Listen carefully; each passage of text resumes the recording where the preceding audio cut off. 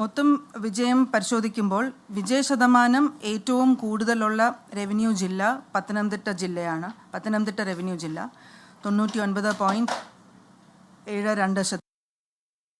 വിജയ ഏറ്റവും കൂടുതലുള്ള വിദ്യാഭ്യാസ ജില്ല കുട്ടനാടാണ് 100%.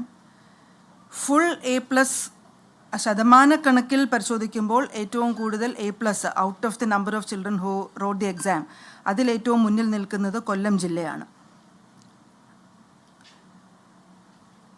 പിന്നെ ഫുൾ A+ ശതമാനക്കണക്കിൽ പരിശോധിക്കുമ്പോൾ മുന്നിൽ നിൽക്കുന്നത് കൊല്ലം ജില്ലയാണ്. 11.6% of children who wrote the exam from Kollam got full A+. 11.6%. 11.6% of all the children who wrote the exam from Kollam got full A+. Gulf സെൻറ്ററുകളിലെ പരീക്ഷാഫലം പരിശോധിക്കുമ്പോൾ ഗൾഫിൽ 7 പരീക്ഷാ കേന്ദ്രങ്ങളായിരുന്നു നമ്മൾ തയ്യാറാക്കിയിരുന്നത്. അവിടെ പരീക്ഷയ്ക്ക് അസസ് ചെയ്യപ്പെട്ടത് 631 കുട്ടികളാണ്. എല്ലാവരും ഉന്നത വിദ്യാഭ്യാസത്തിന് യോഗ്യത നേടിയിട്ടുണ്ട്. ലക്ഷദ്വീപിലെ സെൻറ്ററുകളുടെ ഫലം പരിശോധിക്കുമ്പോൾ 9 പരീക്ഷാ കേന്ദ്രങ്ങളിലായിട്ട് 386 വിദ്യാർത്ഥിനികൾ പരീക്ഷ എഴുതി. 377 പേർ വിജയിച്ചു.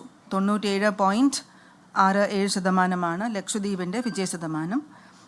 അവിടെ 6 സെൻറ്ററുകൾ 100% വിജയം കൈവരിച്ചിട്ടുണ്ട്. പിന്നെ സംസ്ഥാനത്ത് ഏറ്റവും കൂടുതൽ കുട്ടികൾ പരീക്ഷ എഴുതിയ സെൻറ്റർ മലപ്പുറം എടരിക്കോടിൽ PKMMHSS 2030 കുട്ടികൾ 2030 വിദ്യാർത്ഥിനികളാണ് ആ സ്കൂളിൽ നിന്നും SSLC പരീക്ഷ എഴുതിയത്. അവരിൽ 2026 കുട്ടികൾ വിജയിച്ചു. 99.08% വിജയ ശതമാനം. ആ സ്കൂളിൽ നിന്നും 152 കുട്ടികൾക്ക് ഫുൾ A+ ലഭിച്ചു.